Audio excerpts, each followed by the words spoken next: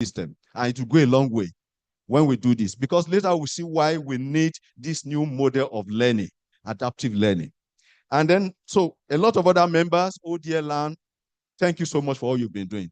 I thank you for everything you've been doing. And everyone in this hall, thank you so much. Let's clap for ourselves, how far we've gone.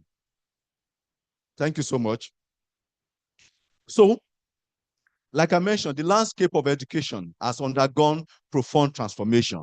But I'm happy is an evolution, not a revolution. So that we will be evolving, people will be seeing the results, and people who antagonize the evolution, they will also benefit in the impact of the ODeLAN. So today I'll be talking about technology requirements. How do we ensure that we use the right one, the right technology? How do we look at, how do we imagine it as the best way and we get the best results? So today I'll be taking us on all this. And let me give small definition of adaptive learning.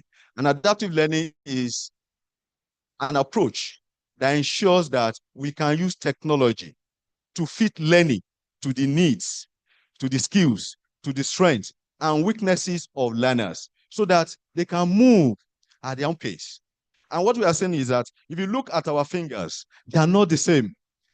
And we have been using what we call cohort-based, group-based learning. And if you know the reason why we've been using it, it's more economic. And currently, technology is now becoming cheaper and more powerful. That adaptive learning is now something that is affordable with technology. And that's why we've been talking about artificial intelligence.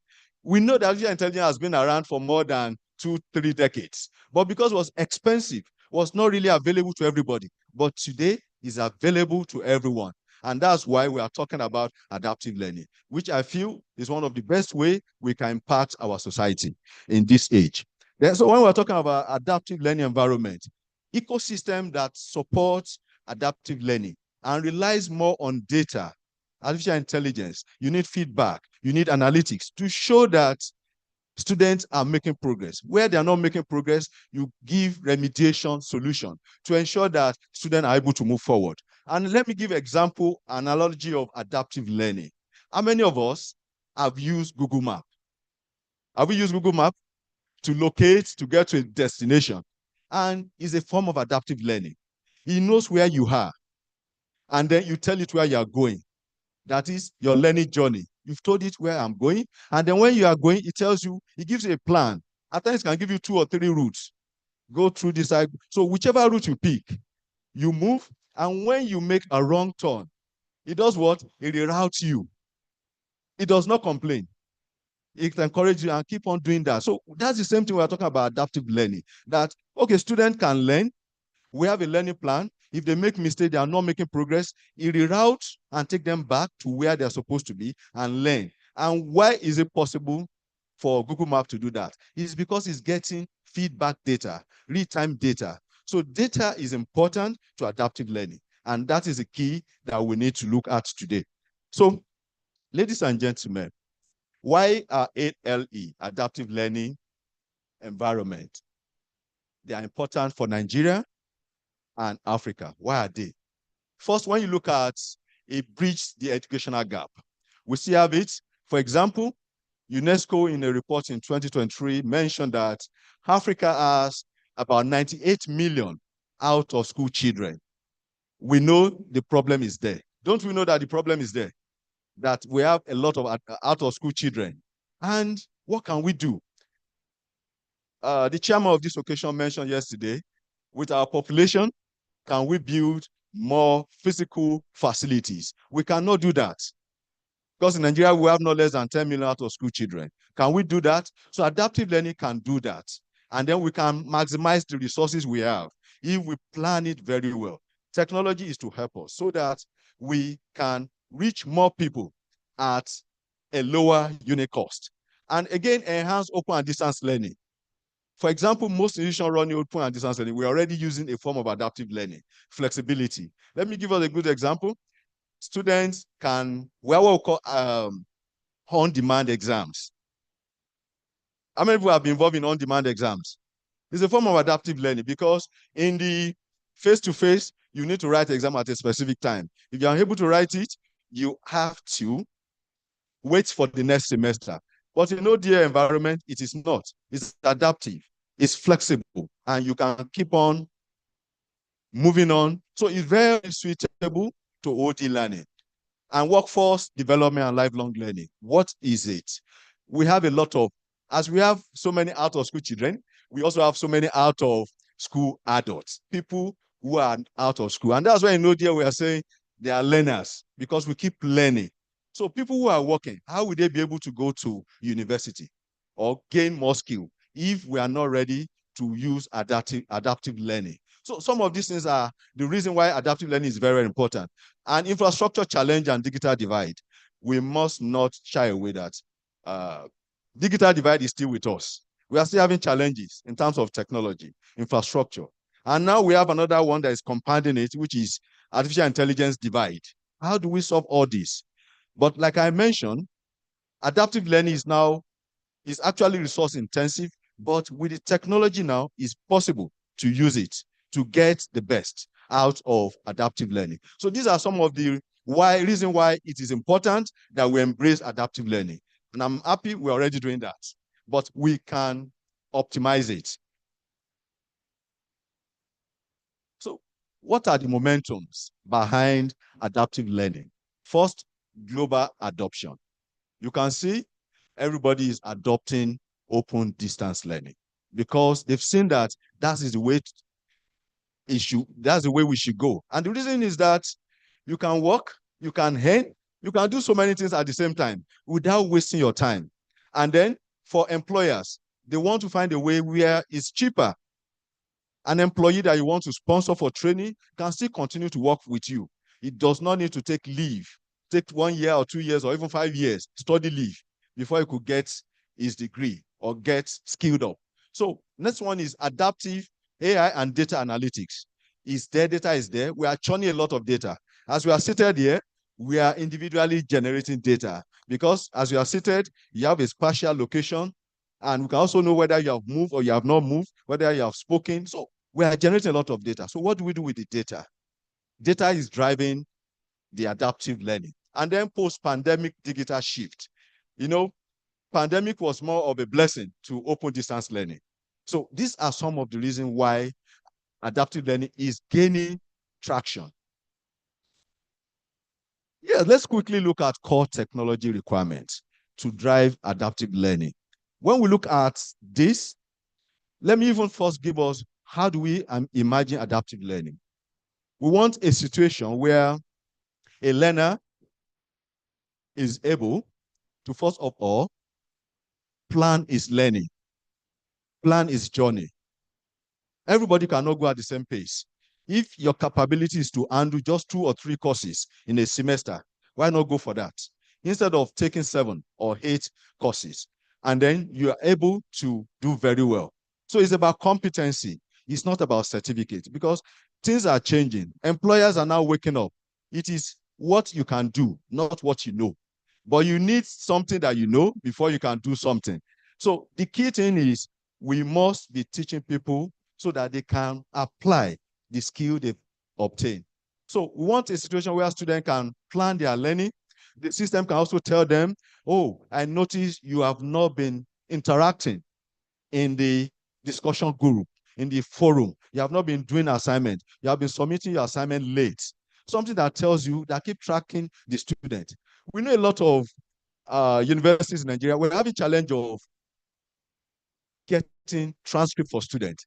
It's because we did not imagine all this properly at onset. We want a situation where a student can actually tell a system, you have a personalized tutor, oh, I need my transcript. Can I get it in the next 5 minutes? And he's able to tell you because he's able to know you are the one talking. He's able to see your image and authenticate you and generate your transcript. And you find your transcript in your email in the next 5 minutes. You want something simple as that. You don't need to go far anywhere. And once you do this, it's much easier. But when you look at this diagram I have here, in the past, we've always been using the first one, which is infrastructure and hardware. We were concerned about this then, which is having reliable internet connectivity, having cloud-based servers, software, multi-device accessibility, and LMS integration. But now, next level is that we must have AI and data analytics to ensure that we can do personalization. We've discovered that personalization makes people to learn better because they get more attention. But how do we do that when we have large number of students? When I'm talking about scaling up. When you have 10,000, 20,000 students, we want to scale up. We don't want one-on-one. We want one-on-one, but technology can help us to do one-to-many. Imagine we want to run a Socrates-based learning approach where students, the professor is at the center, is able to interact with the student, and they are able to interact with the professor as many as possible. But the professor needs support. The professor needs tools, and that is where technology comes in place. So AI and data analytics, adaptive personalization, how do we break down our course modules? We know that we have study sessions. How do we break it down into micro study sessions so that student can learn? If it's not making progress, like the GPS map, it routes you back to where you're not making progress. You have real-time assessment to ensure that you're actually learning, you are making progress. And then interoperability and integration. In this age, our LMS must be able to accept as many as possible integration. And that's why when we are designing, we must have in mind SCORM, LTI, and API compliance. How do we do all this? So our system must be able to accept a lot of integration because a lot of micro applications will be needing. And then you build everything together to ensure we get a functional technology. Then security and privacy is very, very important in this age. Even the regulator, the NDPC, they are not joking. They are ready to sanction organizations. And that means we know what when you say DPO, what does it mean? DPO in terms of police, divisional police officer, somebody. But we also have DPO for data security, data protection officer. So every organization must have this because it's important. Data is life. It's now like water. Data is important to us, and we need to find a way to manage it, and we must do it appropriately. We don't want security breaches that will make our data to be available in the public market. So, and the last one is scalable and optimization. How do we scale up without incurring more cost?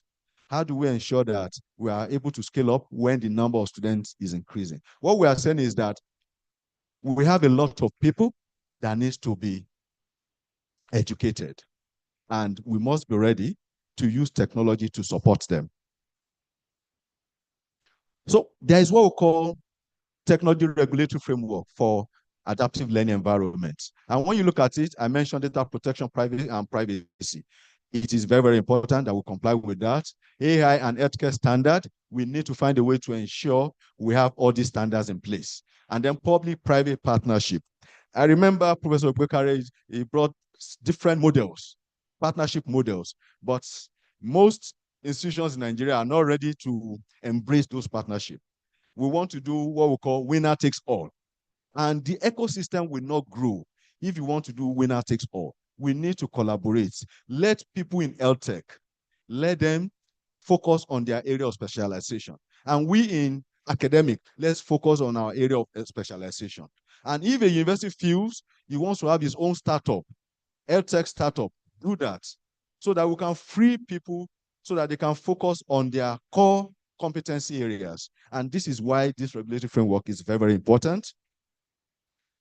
So like I mentioned, reimagine technology requirements. Most of the keynote speakers yesterday, Professor Scott, Professor McQuay, they talk about technology, the elephant, raging elephant, and it's actually the technology. We can tame it if you understand it. It's only what you can understand, it's only what you can measure that you can actually control. So we must understand the technology. We must reimagine it, make it human design. There is no way we can take human out of this because technology could make mistake and is also making mistake and it could also fail. So we need people. We need man in the middle, people in the middle to ensure that everything is imagined appropriately. So what this means is that when we are designing technology-based system, we must involve everybody. This is a time we need to involve our students. This is time we need to involve academic staff. This is time we need to involve administrative staff. Bring everybody, even parents. We need to bring them in so that the technology will be useful to all. And then in terms of scalability and flexibility, we must look at how do we scale up. We must be focusing on scaling. It's not about, if you look at our challenge, the challenge in Nigeria is we have large population. We must find ways to scale up. And that is very, very key, flexibility. Then collaboration, I mentioned that we need to find a way to let everybody focus on their area of specialization. Let LTech focus on LTech skills, on activities. And academic, let's focus on our academic area. We have researchers, let technology developers, let them focus. And researchers can say, oh, we discovered this. Can you do a technology to mediate this? Can you do a technology to solve this problem for us? That's the kind of synergy we should have. And then ongoing professional development. We cannot do without this because we must keep learning. Because what happens is that technology is improving every day.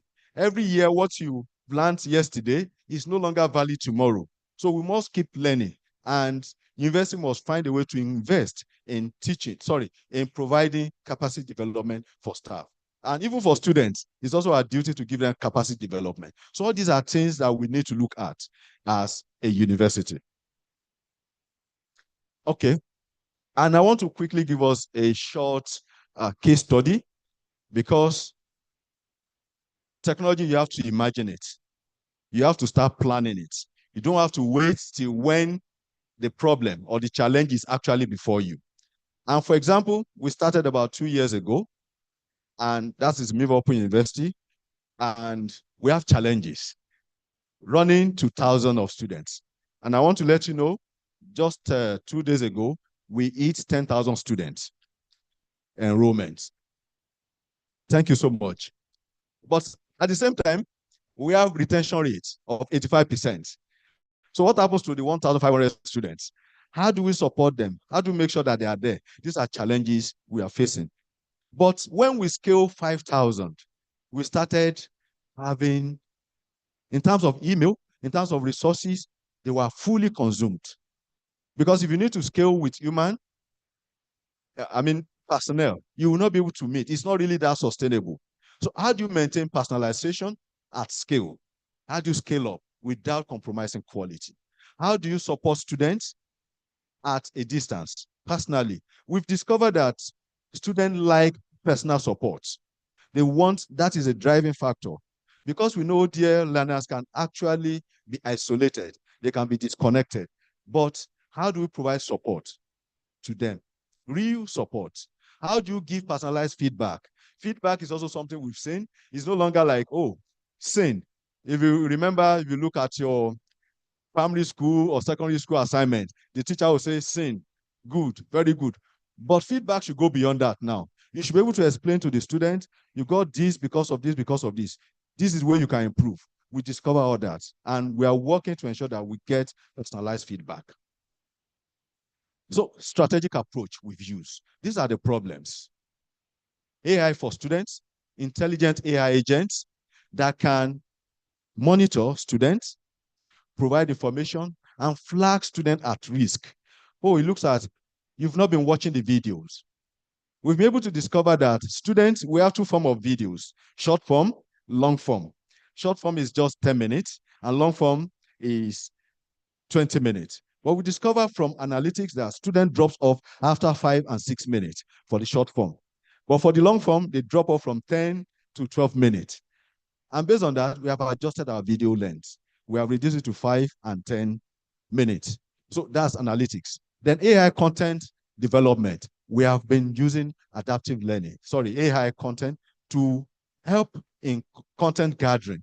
And this is very, very important. We have AI for support and operation. In terms of interaction with learners, we need to use AI. What I'm saying is that while we are digital, most open universities are digital in nature, and we must embrace this technology. We need to understand it and have a vision of how do we want to use it. And that is what we are doing. AI for support and operation, and AI for assessment. And the outcome is actually that we have 60% reduction in time to market to bring out courses. because we've been using AI. Let me give you an illustration of how it works. When you want to develop, for example, video content, you already have the PowerPoint. You have a professor that wants to follow up on that PowerPoint, present it. You record the professor. And then after that video recording, that's why we have this green background. So they can change the background will look beautiful. But what you do is that after that, you need illustrators, you need animators, you need some other people to work on that video. And with AI, AI can help you to generate videos, animation, illustration faster than if these are done manually. And we've been able to achieve that. So we have 2x increase in student satisfaction because from the survey we've done and interaction with the content, students were even unable to detect which content was actually generated by AI. Most of them could not detect that. And also, we'll be able to solve the problem of advisor to student ratio without compromising the quality. So all these are things we are doing. We are testing them out. And we have a tool that just want to showcase so that we see how it works. We know that a lot of learners, we have different learning styles. I don't know who can tell me some of the learning styles we have. Anybody here? Demonstration. Okay, visual, audio, and some other. So we discovered that students wants to learn, but at times they want something they can talk. And then AI has what we call conversational AI. And that is what we leverage on. And the problem is that we want students to reflect. It's when you're able to reflect and you could learn, you can adjust and say, oh, why is this so? Asking question, why, how? And this is going a long way. And mind is actually what we call conversational AI. Ask question, and we are using this towards what we call case study. Student can read the case study, and then the AI can talk with you, and you can talk with the AI, and is able to measure your logic, your comprehension, your communication, and is able to give you that. And after that, your lecturer can review that. So what we are saying is that 70% of students says mind help them retain concept faster. Because for some people, when they speak, they learn better. And for some, is when they see. So retrieve augmented generation on top of OpenAI. The purpose of this technology is that we are not using the large language model, but large language model is a base. So RAG is to ensure that it's only our data that is trained with it. And when it's interacting, it's only the data for that particular program that you get. So the big question, how do we do that at scale? We want to do case study review. We cannot do that with 1,000 students. Like I mentioned, a single professor cannot do that. Even if you engage 10, 100 professors, they will not be able to do that at scale when you're having 5,000 students. So what I'm saying is that we are looking at scale. We are not looking at now. What do you do when you scale up? I don't know if the video demo can be shown to us. You can click on the Mind demo video if it's possible.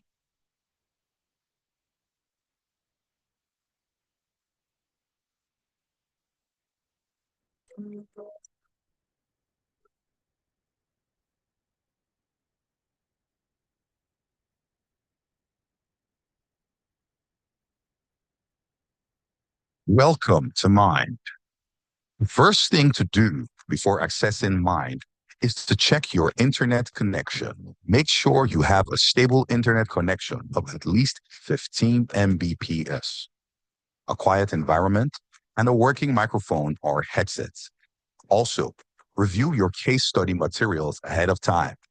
First, log into your learning management system. Select the course that includes your case study. Next, go to the module section, click on Conversational Case Study Analysis, and then click to start.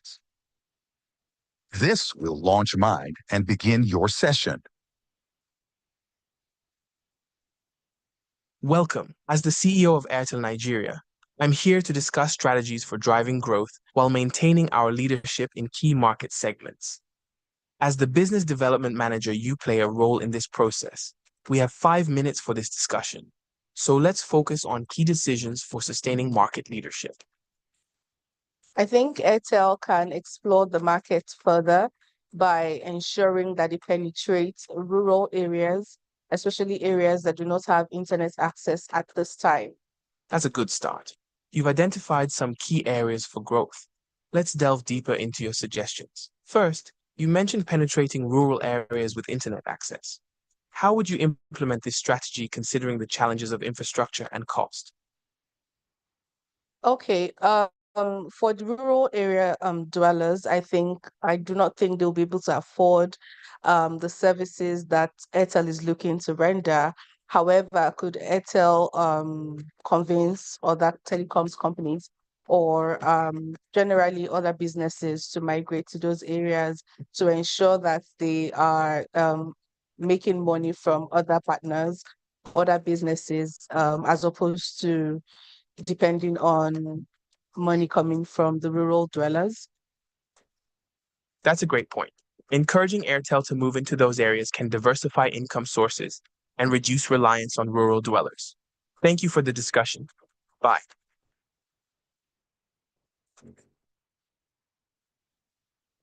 All right, thank you so much.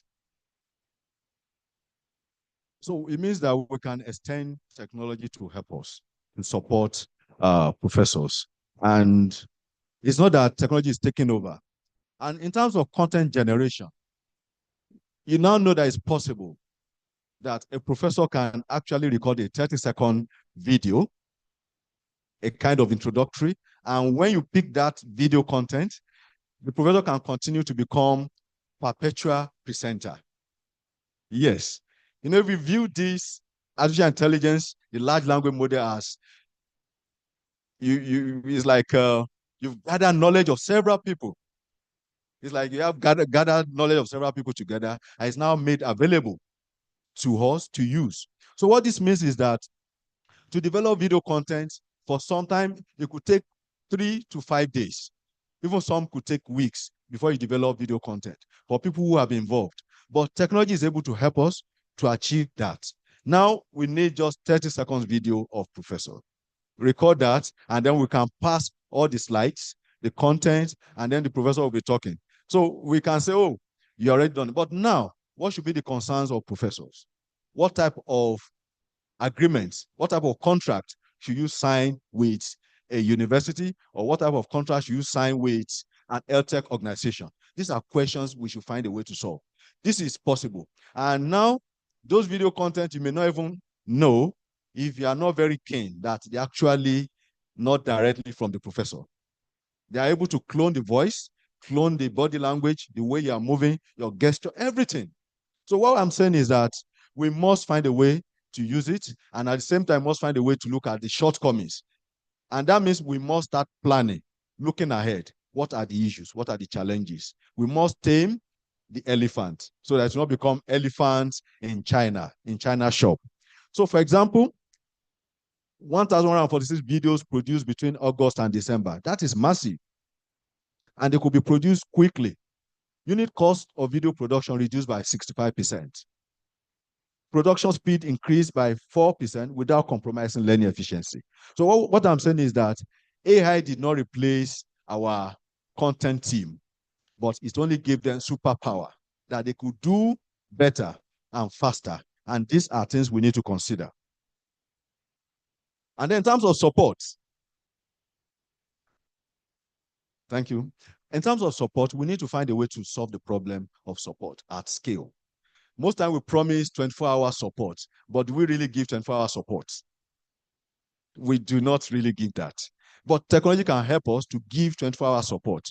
When the support team, humans have gone, then the technology can take over internet, because people still interact with our websites. They want to interact with us. And on our website, we have what is called Sage. It allows you to interact, ask questions. We put all the frequently asked questions, because we discovered that questions and interaction from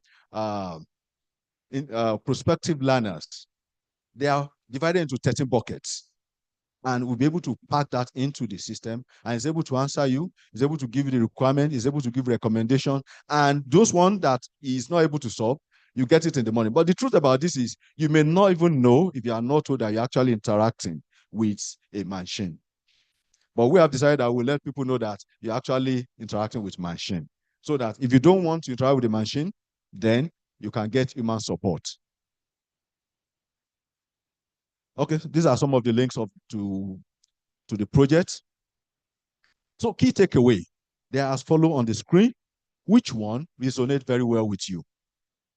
Adaptive learning requires holistic technology ecosystem. We have to rethink it. We have to reimagine it and see how can we extend it. So we are limited to use technology based on our imagination. Anything you can conceive, anything you can think can be achieved and can be done. But we must find a way to do it ethically. So these are the key takeaways I want to talk about. So which one is key? Which one do you think is the most important among all this? Direction for research and call for action.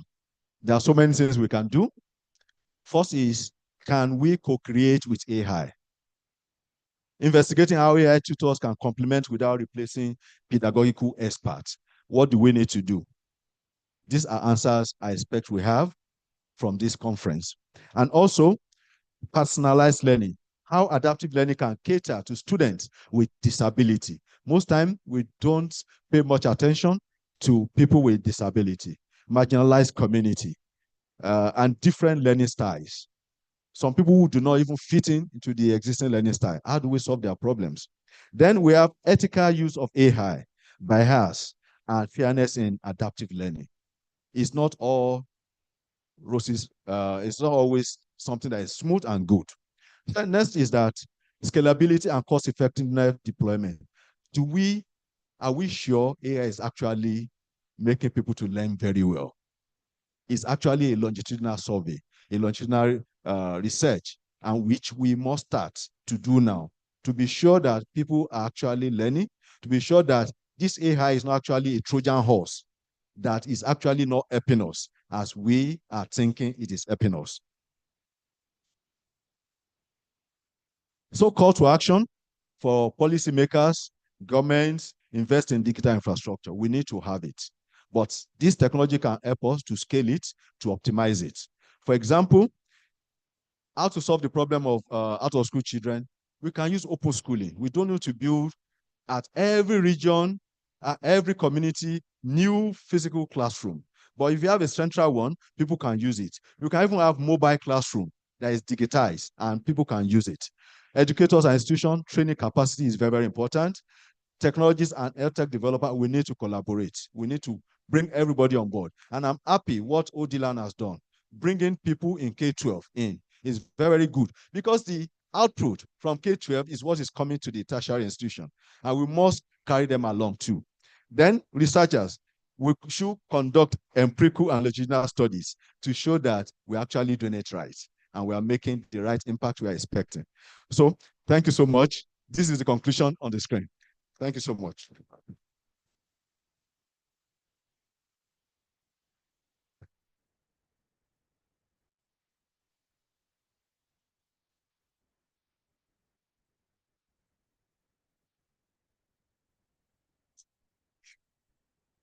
Thank you very much, Professor Arulogo, for this wonderful presentation.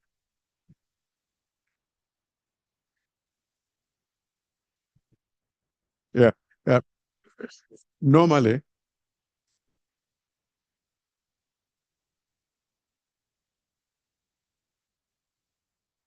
right. Um, I'm used to having a keynote address and you don't respond to it. You just take it in and you walk away. But he has gracefully allowed that you can make comments or ask questions. Because of time factor, I would suggest that we have 3 questions and 2 comments. But if you don't mind, I would suggest that whatever you want to say. No, let me go back one step.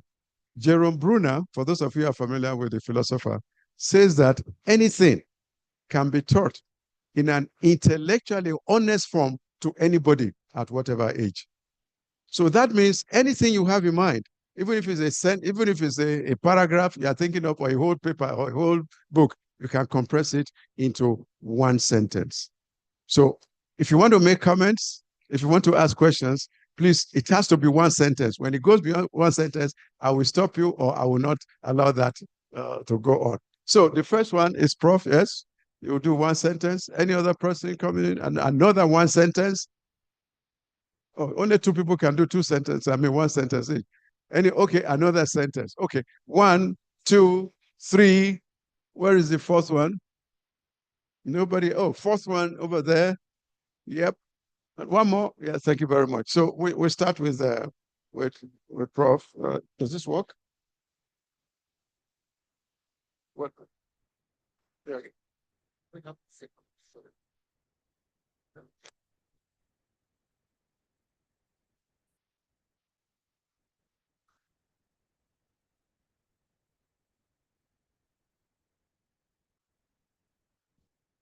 Thank you so much, Prof. Well, mine is a confession, so it cannot go in one sentence. Actually, I received an email from Miva University to serve as an external examiner. I refused to answer it because one, I say, which open university is this and what are they doing? I thought I shouldn't answer it. Secondly, I saw it as competitors, people competing with me in National Open. But now after this lecture, I will definitely answer the email because Miva is not a small university and we are not competitors. We are serving the same learners. Thank you.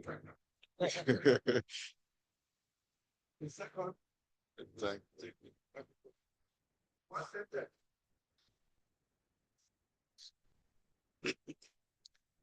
Okay.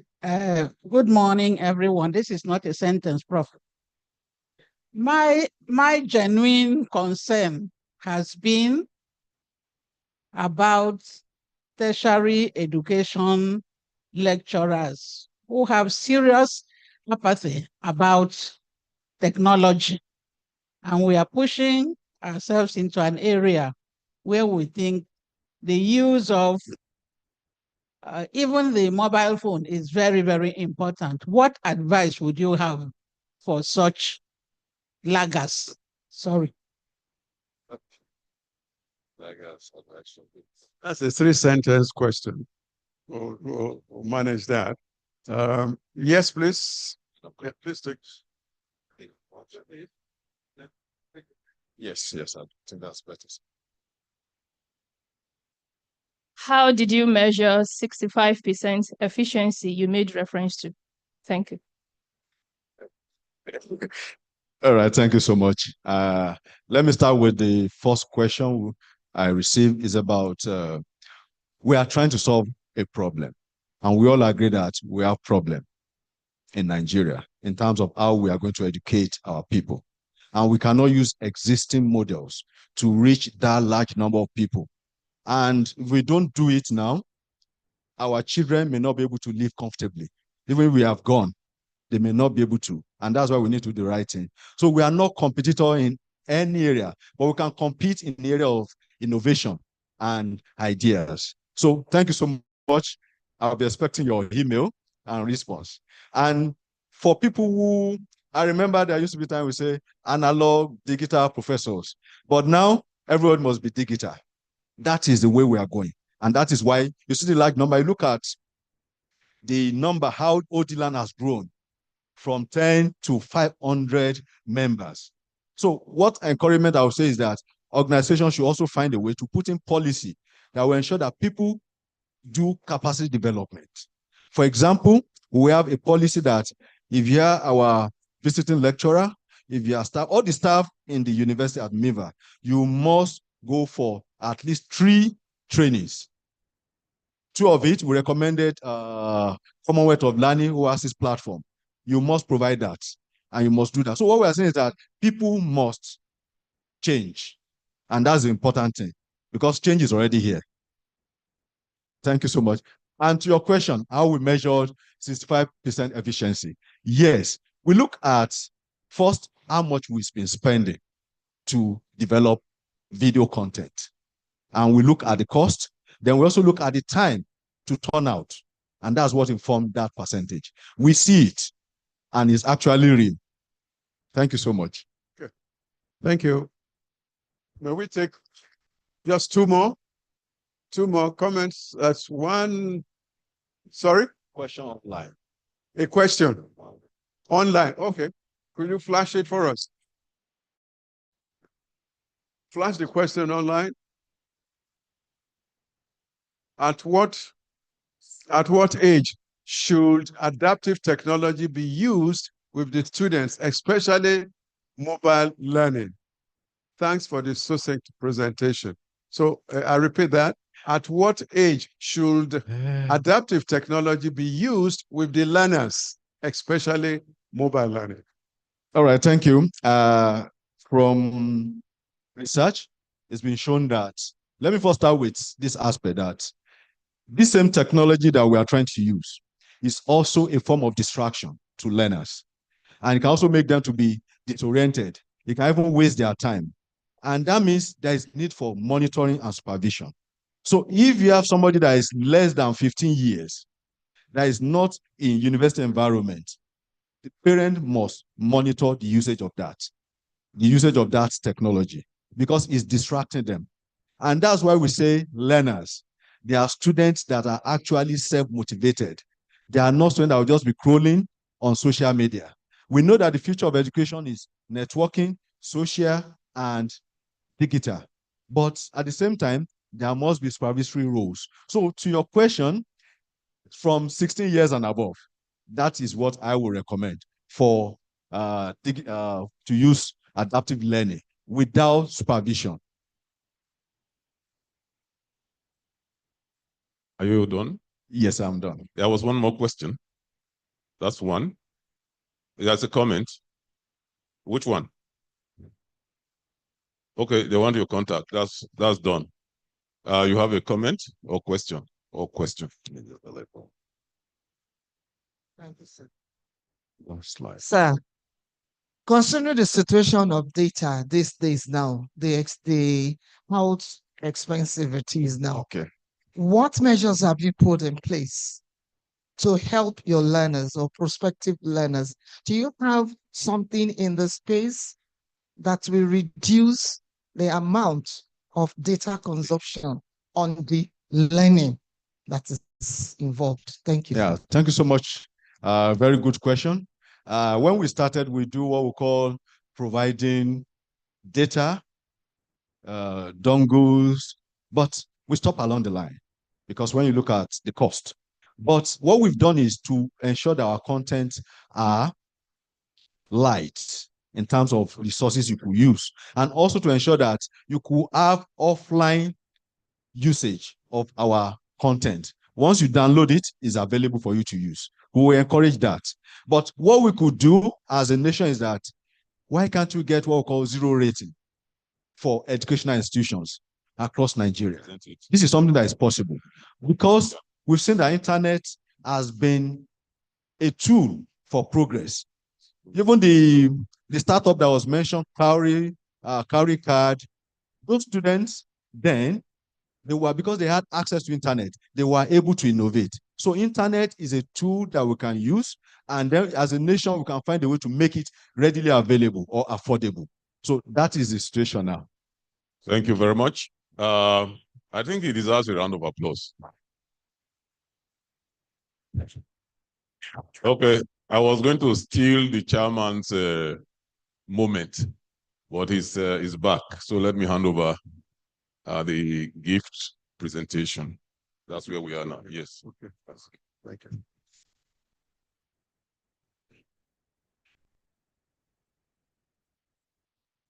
On behalf of ODeLAN,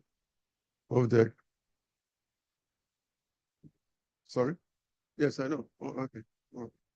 On behalf of ODeLAN and the members, I've been asked to present this package to you containing further readings as well as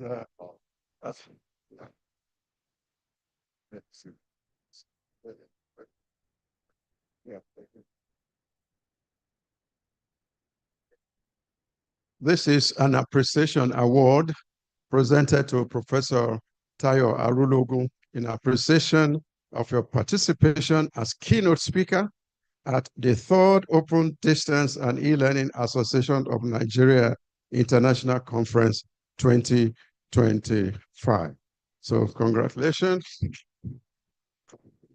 There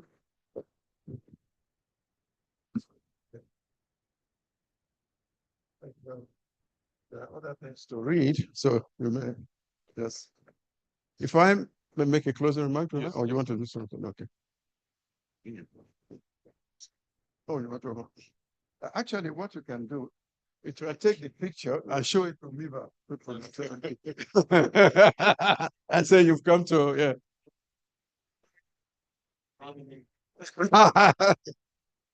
So, yeah, thank you so much. I'll make a closing remark before we go on to, before Professor Fuller takes over to tell us where to go next. First is to thank Professor Arulogunto for this wonderful presentation. And in fact, to thank the local organizing committee for identifying somebody like him to talk to us about practical things they're already doing.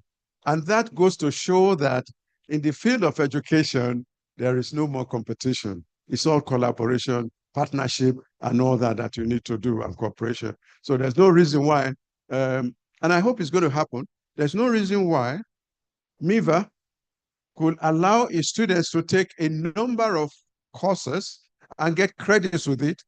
And if they want to transfer to Open University, NOUN, or any other Open University, their credits could be transferred and credited for them, and they can take an NOUN degree or any other degree, no matter where you're going. And this is the way the world is going. It's cooperation. There's nothing wrong with anybody taking programs here or courses here, having that transferred to UNISA, and then depending on where you get your 65% or 60% number of credits, you get your degree there. So it's possible to do that. The second thing I'd like to make is he has said a number of things that we don't have the time to explain. He talked about personalized learning. And there is a difference, very subtle difference between personalized learning and personal learning. I'll just use the issue of you're going into a restaurant to explain this personalized and personal learning. When you walk into a restaurant and they lead you to a seat and you sit down, they give you the menu, you then decide to choose whatever you want. It will be an a la carte. You choose what you want. That is personalized. So you do it to your taste. That's what you want to do. But once you've gotten that, you now make it personal to you and you use it to do anything you want to do. With it. So that is personal. There's no time to do that. He has also mentioned something which I hope people will research into. He talked about self-regulated learning. SRL. That is what is coming onto 4 now. For those of you who want to do research in self-regulated learning. And I hope that that is something that we're going to do. President, sir, may I suggest, people accuse me of always being futuristic. That's why I said yesterday, I try to one step ahead of my time. This is a conference of an association. It's also professional. It's also academic. It should be possible, and it should encourage all of us that after this, if there's an app we can develop to monitor everybody coming to every session and all that, at the end, you will give a digital badge. When you give that digital badge for coming to a conference, a professional conference like this, it replaces a 1 credit course unit for you. And so when you now want to go and take a degree or take a course somewhere, you flash it, you've done this, you've done that, they credit it to you, and you get your certificate. That's something I hope we can do and we can think about. Thank you very much. Yeah, thank you very much. A round of applause. Eminent chairman. I think this chairman is looking years down the line, but we are going to do it, sir, because you have raised this issue over and over again. I think you all agree with me that we should be proud of Tayo Arulogun. And the good thing is that there are many also like him, young, dynamic, vibrant individuals in the system. I think we have to create the space for them. And then for those of us who are getting a little bit more advanced, we step back so that these people will thrive. Thank you very much. Thank you very much, President ODeLAN, and thank you, Chair Emeritus Olubemiro Jegede, and thank you, Professor Tayo Arulogun, for a very stimulating keynote. We have eaten into the time of our tea break. but we're not going to change our times. It just means that you have to hurry to the conference, to convocation arena for your tea break, which is on right now, and it ends at 10:40. After the tea break, we're going to have the first parallel session 1, and the tracks, there are 6 tracks. They are all indicated up there. Track 1 all the way to 6. Tracks 1, 4, 5, and 6 are on the ground floor. And then the first floor, you have tracks 2 and 3. All the tracks are indicated on the doors of each of those rooms. So please make your way from the tea break to the parallel session 1, which starts at 10:45. That is 10:45. Please be early. I would especially urge the chairs. Your names are there. You have it in the program. Please check for your track, for where your room is. Details of the papers in your sessions are in the program, and the chairs of each session is in the program as well as on the doors. So please, let's be timely. And please, whether you have the complete set of presenters or not, we're starting at 10:45. 10:45 is 10:45. If it's one presenter in the room, please, chairs start. Thank you very much. It's tea break time.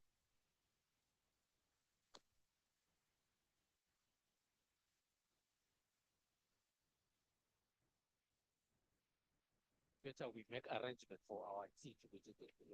So that I just go ask. This was your vote, right? It's your vote. No, yeah, sure. Yeah, yeah, that's cute. No, no, go straight. Oh, that's not yet. Go straight. See you in action. You saw him in action. I will thank you. It's just, I think.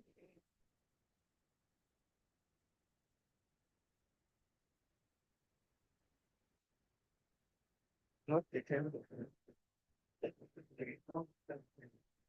City years.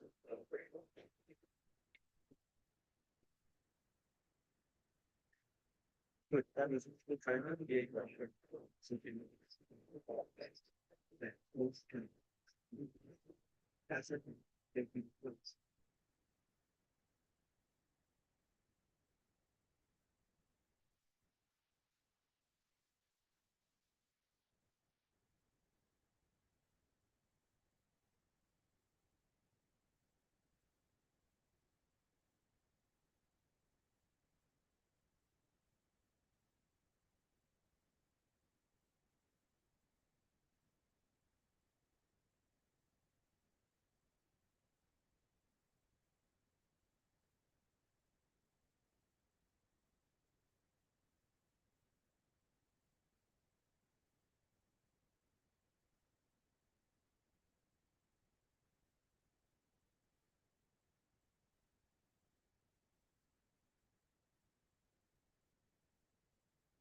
It's Global. You've got the city at your fingertips. It's Global. You've got the city at your fingertips. Got cravings? Order on Global. Running low on toiletries? Global's got you. Download Global. Order anything you want and receive it in minutes. Responding to emails takes time, but not with Grammarly. In a few clicks, Grammarly's generative AI drafts